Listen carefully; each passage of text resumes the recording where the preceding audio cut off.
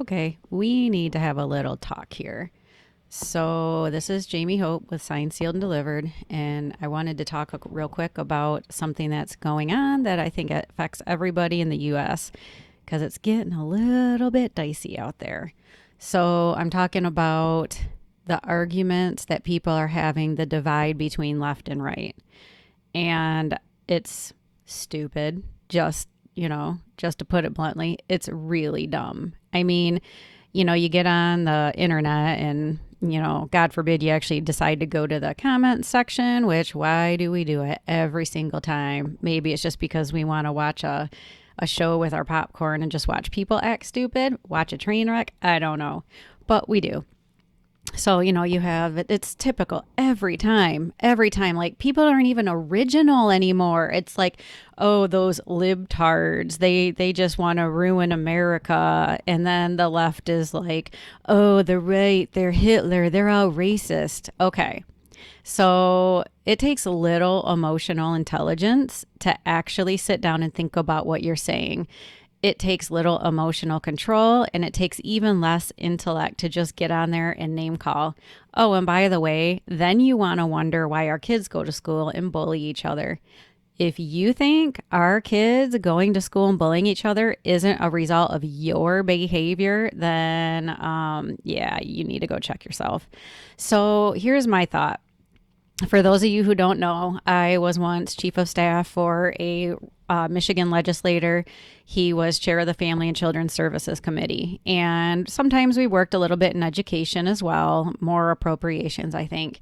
So here's where I want to bridge a divide, because it's easy to say, when it comes to government funding, people are like, oh, the right, the Republicans, they hate the poor, or they don't want to take care of, these people that don't have as much. But really, what's going on? Is that true? I mean, because people don't want to give away their tax dollars. And why don't they want to give away their tax dollars?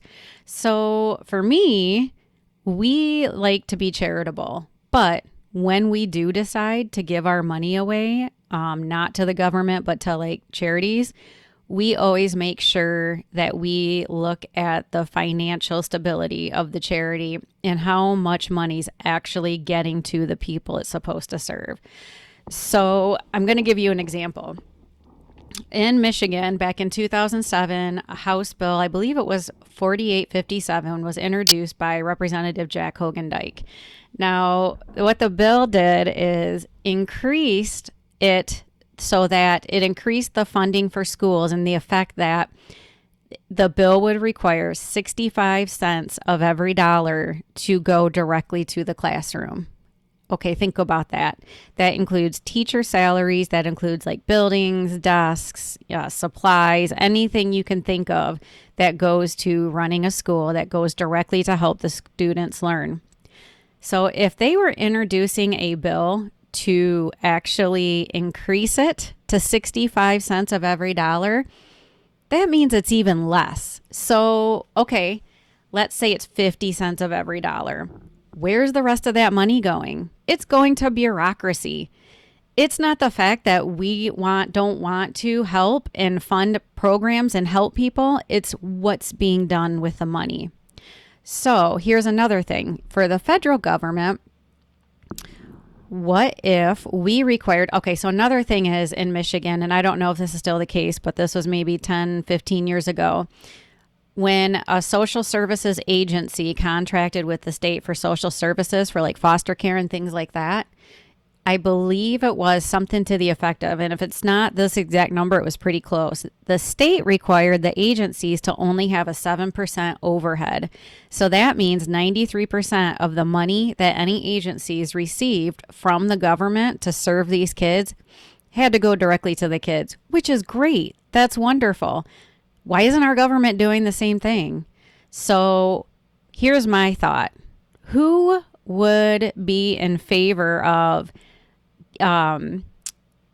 doing something similar? So in the federal government, let's say we have, Medicaid, or, the federal Medicaid, or any other thing that serves the people. What if we required our government to have an even 80% of every dollar that the government takes in has to go directly to the people they're serving. So they too can only have a 20% overhead for administrative stuff. So, I mean, how efficient will we be? It's not that we don't want to give our money away. It's not that we don't want to help people. It's that the inefficiency of of what we're getting for every dollar. So a lot of times there's duplicate services. So there might be a couple human resources, departments that serve just each department, whereas they can consolidate that potentially. I'm just giving an example, so don't jump on my page and, tell me I'm wrong. I'm just giving an example. I think if we came together left and right to hold our government accountable, and instead of spending our weekends, spend an hour or two, call your representative, get on and educate yourself about what they're actually spending the money on. Like, unroll the budget and see. I know that it's thick, but the funny thing is everybody's like, they get on, they listen to the media, and then they go and they like to debate, and each of them will throw their little, favorite media on there, MSNBC, Fox News, Breitbart, CNN. Okay, but then in the same subject line, you will go and turn around and tell your friends, oh, the media, they always lie. Okay, well, if they're always lie, then why are you just relying on them without checking your facts? So I think there's areas that we can all come together on and work to make our government more efficient. That would, I think, help bridge that divide between people who have a hard time with bigger taxes and bigger government. I have no problem wanting to help the poor. I prefer to help the poor, the most vulnerable in our society. Imagine if we were so efficient with our money that we could actually give more to the people who are homeless, give more to the people who are living in squalor right now, and then, even rein it in and get the people who are frauding the system off. But here's what the media would do, though. So let's say the government did that, right? Let's say they decided to change it so that their administrative overhead was smaller. They would actually go and try to say something to the effect of, oh, they're cutting essential services.